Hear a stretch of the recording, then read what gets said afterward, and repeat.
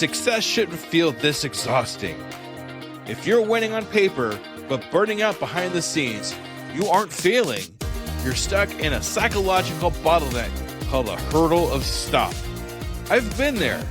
On the outside, things look great, but I was secretly burning out, convinced I was just lucky, and waiting to be exposed as a fraud. I realized I didn't have a business problem. I had a mindset block. Whether it's imposter syndrome, perfectionism, or fear or failure, these aren't just feelings. They are growth bottlenecks. Identify your specific hurdle and get one immediate action step to regain your momentum today. Go to tuepodcast.net/quiz. That's tuepodcast.net/quiz to take the 3-minute assessment and get your report now.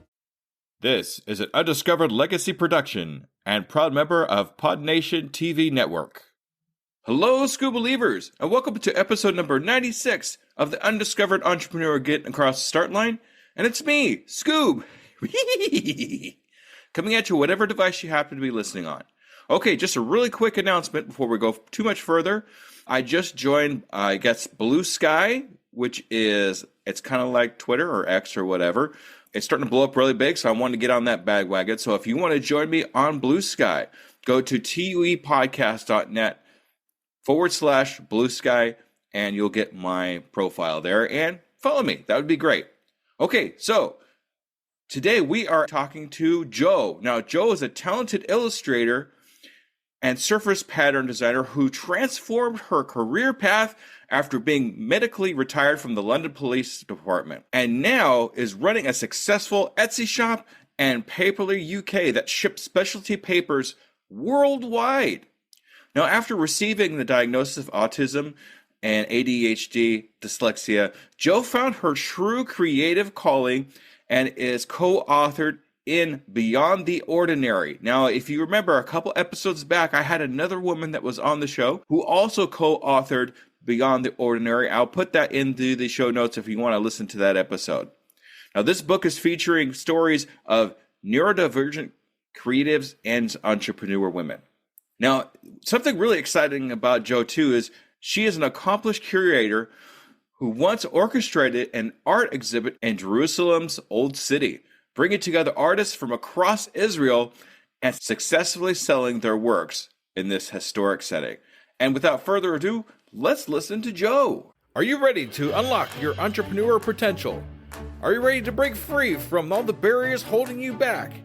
Then you've come to the right place. Welcome to the Undiscovered Entrepreneur, your first step in getting across the start line. I'm your host and guide, Skoob, and I'm here with one mission: to help you overcome the obstacles standing between you and the start of your adventure. Whether you're dreaming of launching a startup, creating the next big app, or turning your passion into a thriving business, this podcast is your launch pad.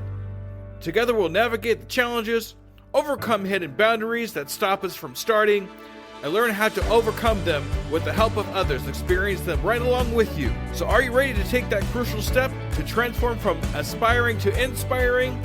Then let's get across that start line together, right here, right now, on the Undiscovered Entrepreneur.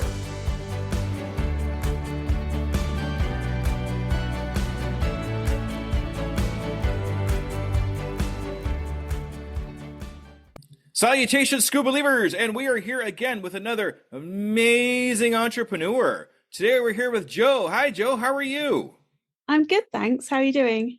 I'm doing great. Thank you so much for taking the time to be on the Undiscovered Entrepreneur. I really appreciate you. Thanks. All right. So I have one kind of semi-serious question to ask you. Okay, you ready? Okay. Okay, here we go. Are you a Skoob believer? Absolutely, I'm a Skoob believer. All right. Thank you so much for being a Skoob believer, Joe. I super appreciate you. All right. So right here at the very beginning, I'd like to get a little bit of background about who you are, what your entrepreneurial adventure is, and how you actually got to cross the start line in your business. It's a bit of a long story, but to put it into a nutshell, I really struggled after university to get a job. My degree was in graphic design and illustration, but due to my undiagnosed autism and ADHD, and I'm also dyslexic, I really struggled to understand how to get a job. So I didn't do very well. And I went from tumbleweed from one suggestion of someone's job to another suggestion of someone's job. I spent 7 years as a police officer in the Metropolitan Police in London, which didn't serve me very well at all, because I'm very, very creative, and it's in my blood to be creative. And I really went down a wrong path. And then I actually got medically retired because I got so burnt out from doing that job that I developed chronic pain, and it was discovered that I have Ehlers-Danlos syndrome. So wasn't able to work again. So I started doing my own thing in my own time and started up my own greeting card business. And so that became quite successful. And we got our greeting cards into John Lewis, which is a department store in Oxford Street in London and in Brent Cross. And slowly, I started getting back into art and design and the things that I loved to do again. I also got married during that time to my lovely husband, Danny. And I've got 4 lovely stepchildren, and I've got 2 grandchildren now. But at the time that I had my business, I struggled again because I developed chronic migraines. And it's been going on until last year, which was actually about 9 years. And it was only through discovering that I'm ADHD and I've got these different disabilities that I could actually understand that I think in a different way. And so I decided that I would take the medication that they were prescribing me for the ADHD, and miraculously it really helped with the migraines as well. So after I started on this medication, I thought to myself, wow, I think I could start working again. So I've now, with these diagnoses and getting the help and support from the UK government with an award, and also from the local community with support, and also from Mandy Nicholson, who's my neurodivergent coach. She's been helping me, and she's been helping me to start up my own business. So that's what I'm doing now. And I'm finally becoming an illustrator and designer, and I'm focusing on surface pattern design. And the other thing that I do is I own a Etsy shop, selling handmade and specialty papers. And that shop is called Paperly UK, and I sell worldwide. So if you want to check it out, then you can. Yeah. That's awesome. We'll definitely have a link to your Etsy shop in the show notes. Okay. That way, if anybody wants to check it out, all they have to do is go into the show notes, click on the link, and they'll find your Etsy to see what you have to offer. You've had a lot of different jobs and different experiences that most people have. I mean, going from police officer to creator to business cards, and then to an illustrator to an Etsy shop. That's amazing. That's quite the feat. Yeah, I mean, it's been quite a journey. I've learned so much, especially in the last sort of 6 months doing Mandy's course. She really understands neurodivergent people because her children are as well, and she is as well. So she really understands, and that's really something that is very important, I think, when you've got a coach or a therapist, that they really do understand autism and an ADHD, because it's very easy to dismiss a lot of these things and end up gaslighting people, which I've had experience of as well. So yeah, so it's really great. And we're actually writing a book together now, me, her, and 29 other people, which is called Beyond the Ordinary, and it comes out later this week. So it's quite cool. exciting. Yeah. What's the name of the book again? I'm sorry. Beyond the Ordinary.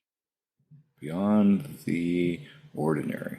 It's about neurodivergent people and creative, and how our stories, and we've all got a chapter each, and she's also weaved in all kinds of self-help throughout that book as well for neurodivergent people. Awesome. So by the time this episode actually airs, that book will actually have been released already. Yeah. So let's do the same thing. Let's have a way to be able to get that book Is it going to be available on Amazon, or where's it going to be available at? Absolutely. Yeah, Yep. Amazon and Kindle as well. Okay, so I'll try to find a link to it so we can put it in the show notes as well too. Okay, and we'll get some of your great work out there. That's amazing. One thing that I really experience when it comes to not understanding your situation, I think that's one of the most frustrating things for me. If I don't understand what's going on around me or what's actually happening around me, it gets super frustrating to me if somebody doesn't tell me what's going on in their head, or if I don't even know what's going on in my own head. It gets super frustrating because you're all over the place. You don't know what to understand, what to trust, or anything like that. So I can understand how that could get super frustrating for you. But it's nice to have somebody help you out. Finding a coach that actually understands your situation, maybe even going through the situation that you've been through currently, gives a special perspective about how you think and how you can move on from there. Yes. Yeah, she's got a way that is very nurturing as well, and the way that she makes herself available for video calls 3 times a week with us, with a group of us, and we each get an opportunity to speak and ask questions.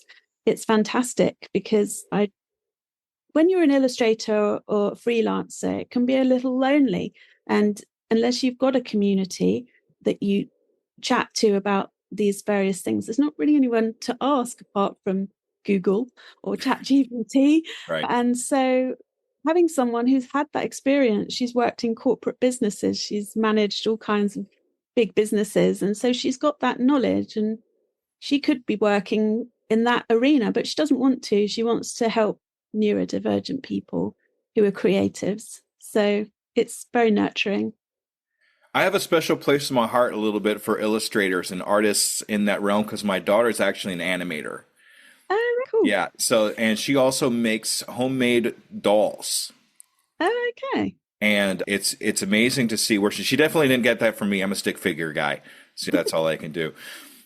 But yeah, I mean, especially when you're doing something on your own, when you're just a solopreneur, it can be lonely. I mean, you're by yourself. There's not too many people around you to actually talk to. So it's very, very important to find a community of people out there that understand you, are doing things that are similar to you. So you have someone to talk to, maybe get some information from, get some feedback from maybe on your work. That way you can improve yourself. And maybe you can help them in one way, shape, or form too. So getting a community, whether it's just a Facebook community or an online community somewhere, very, very important. Yeah, definitely. In fact, the other girls on the course, we all cheerlead each other on. Someone gets something in a gallery or something, or they get a sale of a painting. We're all like, yeah. Yes. And that is very encouraging. Not really had that experience of work and being encouraging like that. So it really helps with the motivation and staying on track and accountability, which are all things that are challenging for ADHD.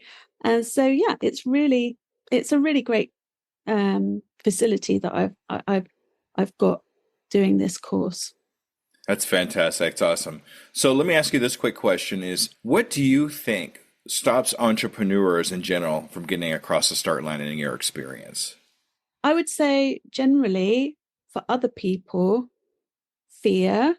One of the massive things is the fear of security. So some of the top things you have are you need a place to live, you need food, you need to pay the rent, and jumping into doing something unknown and you're not even sure if it's going to work is scary compared to knowing you're going to get a paycheck every Friday. And I'm in a fortunate position that don't have that worry because I do have a small pension and I'm on some disability, which gives me enough. And then my husband supports me with the rest.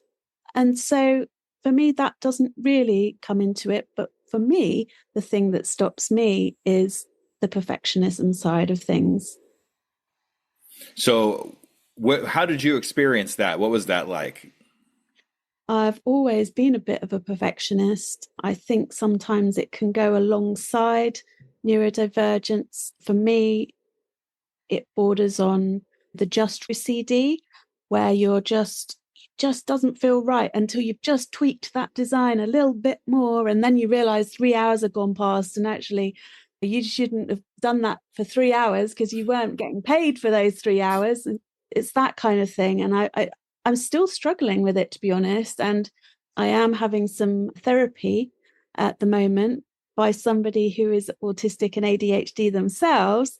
And so it's the best therapy I've ever had. And she's talking to me about this subject specifically and saying it's important to not be judgmental or critical about that, but just to be aware of it and just to be curious as to why it might have happened or why it's something that's you feel that you need to do. And so I'm thinking about, where does it come from? Why have I developed this? So, but yes, I think the tweaking of designs, I just want to do a bit more, just want to get it just right. That really does waste a lot of time, even though it comes out with something great, but I've spent far too long doing it.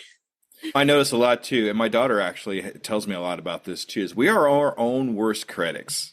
We really are. I mean, because we want things to be right. We want things to be perfect before we send it out into the world, and then we start getting feedback from it. But I really feel that getting your smallest viable product of whatever it is that you're trying to put together, then putting it out there, and then getting feedback from it, and then tweaking it to people, what people say, hey, this looks great, but maybe if you did this, and just getting some feedback that way. That way you're actually getting feedback from your audience, from the people that have been looking at you and finding out what they think and then making the changes. Because if we wait, we procrastinate, because that's what I've noticed too, is perfectionism and procrastination end up being two of the same thing. Yeah. Because we want it to be perfect, we want it to be perfect, we want it to be perfect. Okay, now, like you said, now it's been 3 or 4 hours. We're not getting paid for this at all until we get a product out there to sell. But if we put something out there first, that's good enough. I had a guest that was on not too long ago who says B- work is good enough, right? Yeah. Then you put it out there, then you start getting feedback from it. So it does stop us a lot from what we're trying to do. Yeah. I think Mandy, actually, my coach, she says 80% is good enough. Get it out there. It's okay. Just get it out there. But it is so hard to actually do. That's the challenge. But I think the awareness is becoming more and more, and I'm starting to do it. But the more that I'm doing that, the more anxious I'm getting about putting it out there. So there's sort of a double-edged sword to it. Still got to work through on that one.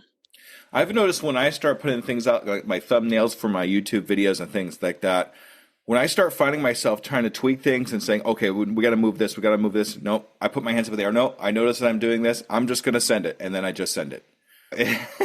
Sometimes if you could catch yourself doing it, that means you're at that point where it's okay to put out now. So that's what I do a lot of my podcasts, my editing work, my YouTube thumbnails and things like that. If I catch myself starting to tweak things and taking more time doing it, that's when I send it. Yeah. So, and then that kind of goes into my tagline too of my podcast. I can, I am, I will, and I'm doing it today. We're doing things now while we're thinking about it, because if we wait too long, we start changing things. We start tweaking things. We try to make it perfect. And really there is nothing 100% perfect about what we do out here anyway, right? So let's just send it out there and see what happens. That's right. I mean, I've got a little phrase that I've got it on the wall saying, you'll never know everything before you start, so learn along the way. I try and remind myself about that. Yeah, that's definitely goes into jumping off the cliff and making the airplane on the way down. That's But yeah, that's good words. That's good. We all really need to think about something like that too, where if it's good enough, send it out there, and then we'll see what happens next. Yeah.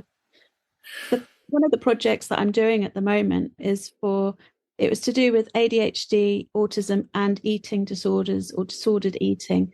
And I wanted to have an accessible document. So I asked them, can I have an accessible document for that report? And they said, oh, I'm afraid we don't have one. And I was like, oh, she goes, oh, that's a good idea, though. Maybe we'll get a graphic designer. And then I was like, I'm a graphic designer. And then so I got the commission to do it. And then I had to learn all about providing accessible documents. And there's a huge thing under there that I had no idea about. So I've been on quite a steep learning curve the last few weeks about learning that as well. Yeah, but it's because we volunteered for something like that. Now we're actually doing a huge learning process that we could actually use later in our entrepreneur adventure, Yeah. whether it be for somebody else or for ourselves. It's something that you can do to improve things as you go along. And I love the fact that you took advantage of that situation and just raised your hand and say, "Hey, I can do this." Even though you probably didn't know you could do it at the time, let's do it anyway and see what happens. And I love the fact that you gave somebody else the idea for their company to be able to do something like that. Yeah. That's true. It should be coming out soon. I'm hoping that people will see it and read it. And it's an important learning. It's basically about understanding about this disordered eating between the overlap between autism and ADHD, and it's about questions that autistic and ADHD people prioritize for future research. And so rather than just having people who aren't ADHD or autistic choosing what they think, they've asked us, which is great. That's fantastic. Yeah. Congratulations. Yeah. All right. So a lot of podcasts that I listen to, they talk about pitfalls. What's your worst pitfall? Pitfall this, pitfall that. I like to look at it a different way. Do you have a pitfall that you've had happen to you, but you're glad it happened to you? It was a proud moment because of this pitfall or problem, I had this positive thing happen to me after. Have you ever had anything like that before? My pitfall, I suppose, was not being able to get a job. And so I decided to move to London to see if I could get a job. And I was in a house. I didn't know people in the house. And randomly, I met my husband in Starbucks. That's amazing. That's awesome. That's quite a nice one. I like that. It didn't work out the way I thought, but I met the love of my life. That's what's funny. And I don't think I've ever talked about this before, but my wife, I was a server at the time at a Denny's restaurant. And I was going through some rough times at that particular point. But she left her phone number on the table. And on a random just thing, I called her, and we've been married for 15 years. So, yeah, lovely. But you just never know what could happen in life, even though these things aren't exactly 100% positive or it feels really bad at the time. It's probably happening to you for a reason that's going to be good on the other side of that. Yeah, there's always good and bad that comes out of things, and just got to embrace the good and step over the bad. There you go. You've talked about several accomplishments that you've put together already. Which one of these, or do you have another one that's your greatest accomplishment you think of up to this point? Sure, what my greatest accomplishment is. What comes to mind was a great accomplishment. I'm not sure about the greatest, but when I went out to Israel for a year doing voluntary work. And when I was out there, I did an art exhibition. I orchestrated an art exhibition and curated it and got artists from all over Israel to bring their work in. And I had to choose which work. And we painted the place. And I got volunteers to come and help me to paint the huge room. And yeah, we got people coming in and buying this artwork. So that was very cool. I really enjoyed that. Well, you know what? That's fantastic. I can't even imagine something like that. Being able to be the spearhead the way for this art expedition. You should do that more often.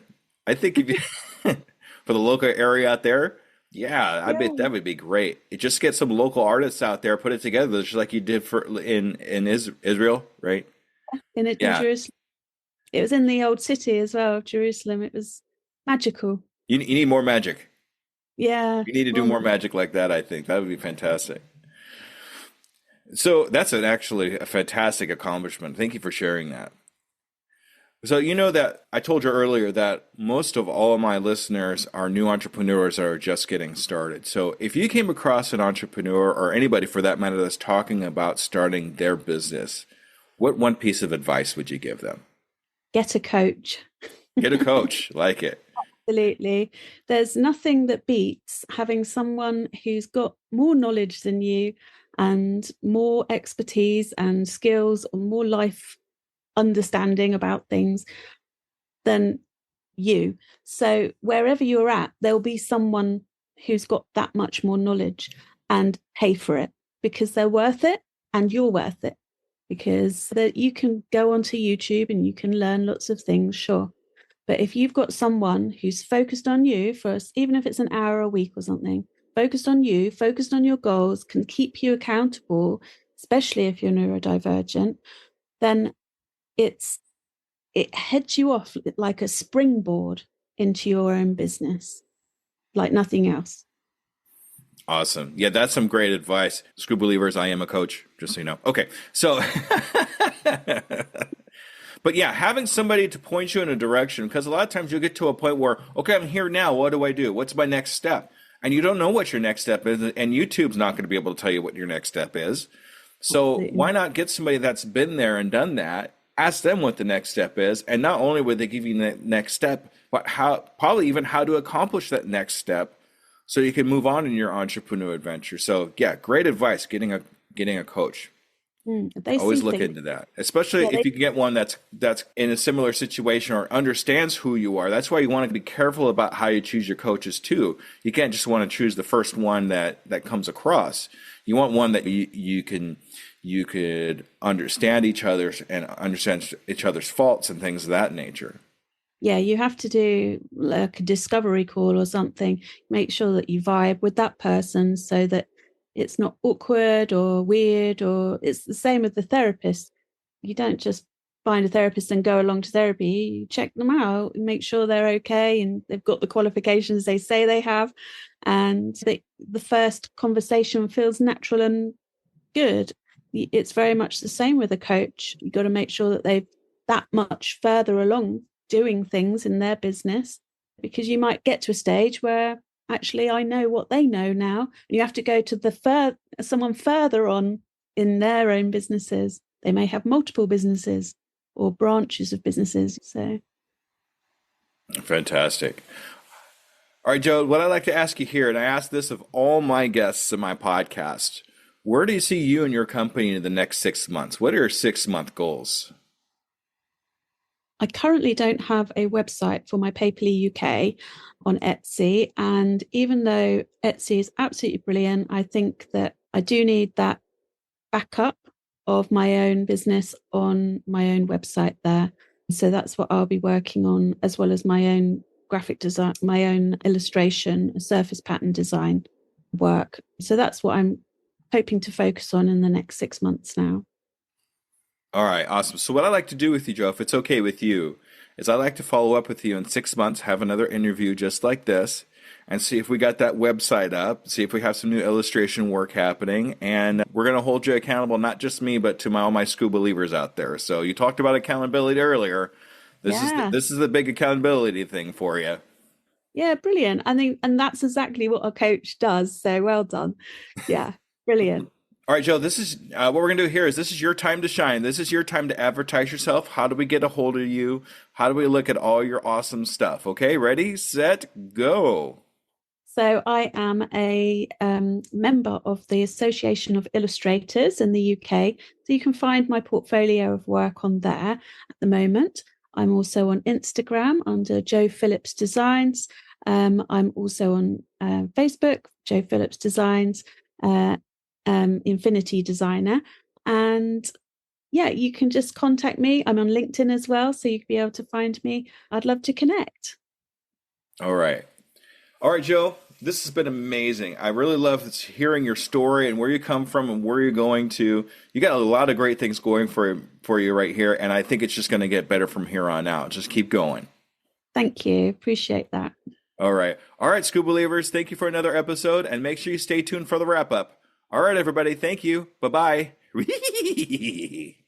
All right, ladies and gentlemen, that was Joe. What a fantastic conversation. I really enjoyed talking to her. But just like most of my other episodes, I do have several takeaways that I think that are just amazing. What seems to be your biggest setback can lead you to your greatest breakthrough. Joe couldn't find work in her field, and struggled for years. But this led her to move to London, where she met her husband in a random Starbucks encounter. Life's obstacles often guide us exactly where we need to be at that exact time. So make sure we let that flow. We got to let that happen. Also, your unique challenges can become your superpower. After receiving the diagnosis for autism, ADHD, and dyslexia, Joe did not let these limits define her. Instead, she embraced her neurodivergent perspectives, channeled her creativity, and now is thriving as an illustrator while helping others through her book and accessible design work. Understanding yourself is the first step in unlocking your true potential. So a lot of times we need to dig deep, even though we're having these problems. Sometimes we get these diagnoses. Let's use those to our advantage. And with that, I want to say thank you very much for another episode and an Undiscovered Entrepreneur Get Across the Start Line. And I will see you next week. Bye, everybody. And there you have it, future entrepreneurs. We've taken another step towards our journey to get across that start line. Remember, every great business starts with a single idea and the courage to pursue it. You've already shown that courage by joining us here today. As we wrap up this episode of The Undiscovered Entrepreneur, I want to remind you that the start line isn't as far away as you might think. With each bit of knowledge you gain, each fear you face, you're getting closer to launching your dream. Until our next episode together, keep pushing, keep dreaming, and most importantly, keep taking those steps across the start line. They'll all add up to big strides in your entrepreneur adventure. This is Skoob, your guide across the start line. Remember, your future is waiting. I can, I am, I will, and I'm doing it today.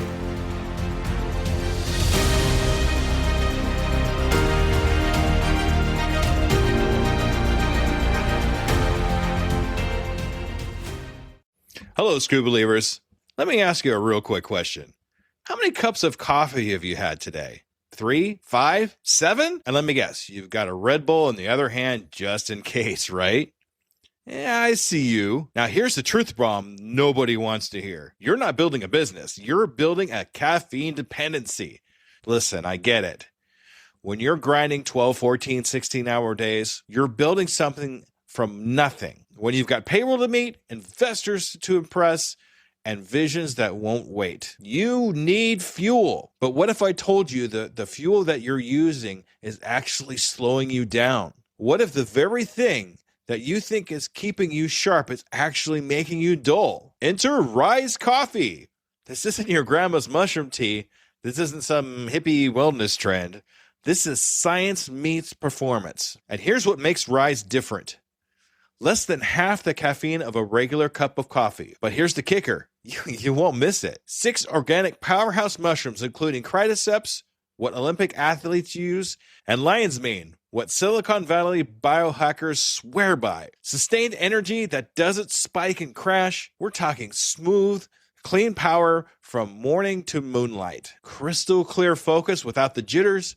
Imagine closing the deal with calm, confident mind instead of the caffeine chaos. Gut health and immune support, because what's the point of building an empire if you're too sick to enjoy it? So here's the challenge to you. Stop borrowing energy from tomorrow. Stop running on fumes and call it a hustle. Stop wearing your caffeine addiction like a badge of honor. Real entrepreneurs optimize, real entrepreneurs adapt, real entrepreneurs win.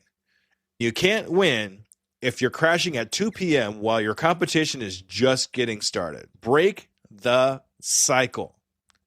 Head to risesuperfoods.com right now and use code PODNA15 for 50% off your first order. That's PODNA15 for 15% off. Try it for 30 days. If you don't feel the difference, if you don't feel sharper, calmer, more focused, more alive, then go back to your 6-a-day cup habit. But I'm telling you, we won't, because once you feel what real energy feels like, you'll never go back. Ditch the addiction, fuel your empire, and rise up. Rise Coffee, energy that builds, not burns.